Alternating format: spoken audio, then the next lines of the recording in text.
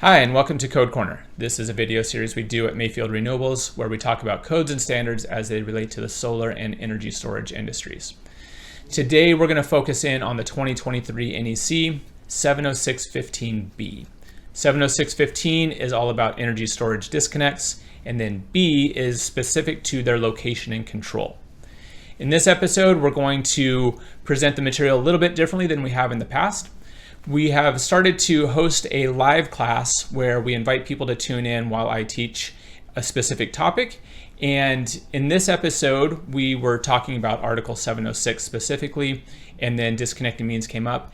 And so what we're going to do is we're going to show you the code language we were talking about and the question that came in real time, and we're able to walk through on how to apply that. So hopefully you enjoy this and are able to apply it for your own use on disconnecting means. The change in 2023 is what you see on the screen here. So 2023, they broke it out. They put it B, location and control. So it's a new section here. Now getting into the actual requirements around this disconnect. So again, one or more of the following. It can be located within the ESS. So you can have, as a manufacturer, you can include a disconnecting means inside your energy storage system. And that's awesome. Meets the code requirement, makes life probably a heck of a lot easier for an installer, for an engineer to specify the system. And all of that is meets those requirements. Located within site and within 3 meters, 10 feet from the ESS. So this gets into more definitions. I always like to point this out just because words matter and definitions matter. So located within site, if you were to stop right there, the within site of the for code, if you go find that definition, it's visual line of sight and 50 feet of distance between those points. So if I were to tell you that you need to have a disconnect within site, you actually get 50 feet. 706 modifies that, and so 706 can and does modify other sections of code, and this is one of those.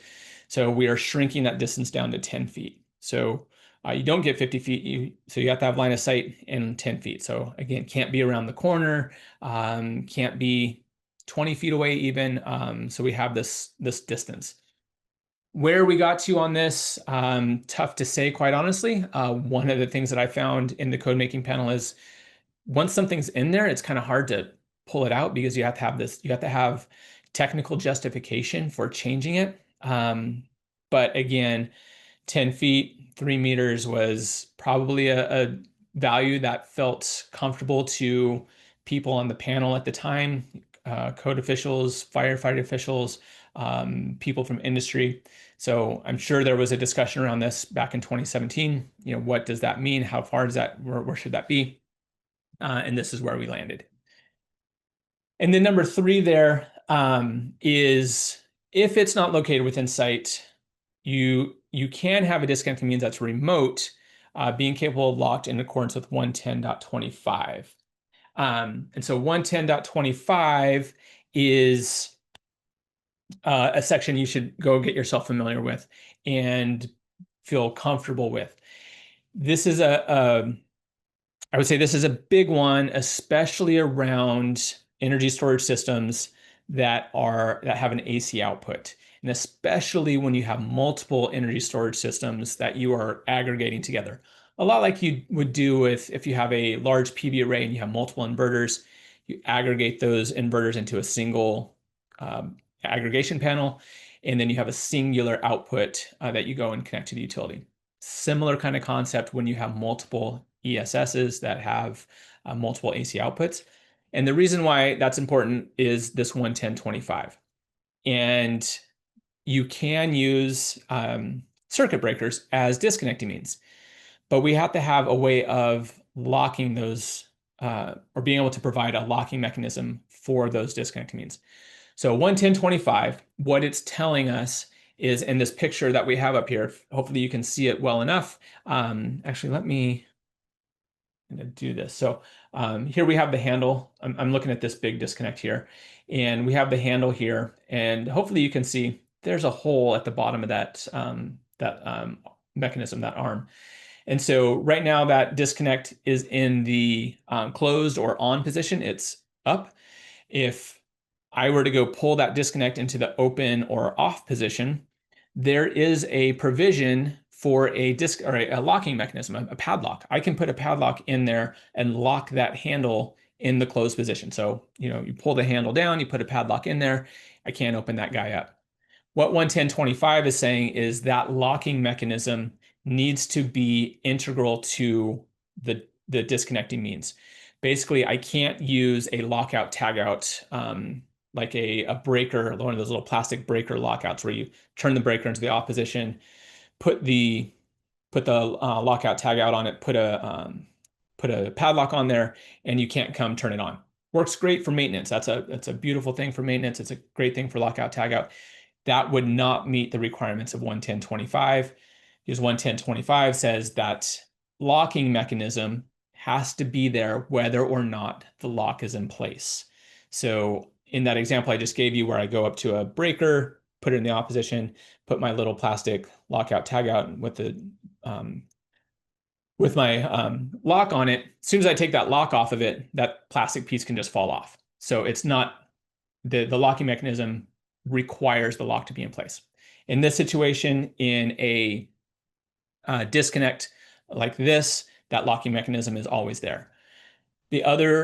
So kind of why I'm kind of spending time talking about this or kind of harping on this is, again, going back to energy storage systems that have breakers for our disconnecting means.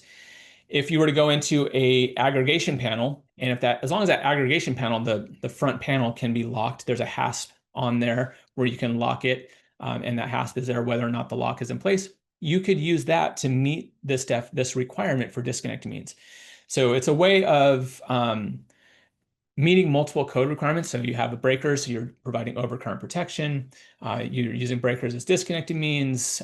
All of these things, you're trying to simplify your installation and using those. And so that's one of the things that, when you're specifying equipment, hey, can I lock the front cover of this and make it so nobody can get in there if I want to use those breakers as disconnecting means? Great, I can use it as my 70615 disconnecting method. So yeah, so that's 110.25 and a way of meeting that. And so you can see it's not necessarily, I wouldn't say it's lenient by any means, but it gives you a lot of options in terms of those disconnecting means and where they go. So I'm looking at another question here. So I'm going to read this. I'm just kind of see it in real time here. In 2023 NEC, 70615 allows the ESS disconnecting means to be located not within sight of the ESS under certain conditions. Yep. While other sections and manufacturing guidelines refer to a 10-foot maximum distance or within sight requirements for disconnects. Correct. So yeah, 70615 gives us those three, says one or more of these you need to meet. So I would agree with that so far. How should this be interpreted in cases where the ESS disconnect is located more than 10 feet, but still meets the signage, lockable, and accessibility provisions? Which requirements take precedence? The NEC allowance for remote location or the 10-foot guidance? Great question. So I'm going to try and encapsulate the question. So we have back in 70615, we have those B says, here's our requirements for the location and control. And it gives us three, within the ESS, within 3 meters, or meets these requirements of that 110.25. So really any one of those, if you meet any one of those, you meet that code section. If you can somehow meet multiples, then even better. So which one takes precedence? As long as you meet any one of them, that would take precedence. So I think what you're getting at here with that question is, I have a disconnect, it's 15 feet away, or it's around the corner. I have my ESS located here, it's around the corner. Can my ESS disconnecting means be that in that case? And yes, you can, provided that you meet, again, that 110.25 requirement, that you can lock that disconnect in the open position, and that locking mechanism is there forever and always. So that would be kind of the, I guess not necessarily extreme, but that would be an example of meeting one of those, but not the other two, and it still being a valid application of the code. So that's a great question of, how can we apply this, or, in those situations, we have these different ones. So this is what the code is saying is you do not have to put another disconnect, which you can imagine might be a little silly, right? You have a ESS on one side of the building, and around the corner is the best place you can put the disconnect. How am I supposed to fit two disconnects within 15 feet of each other? And it's redundant and they're not necessary. So code does give us that allowance to do that.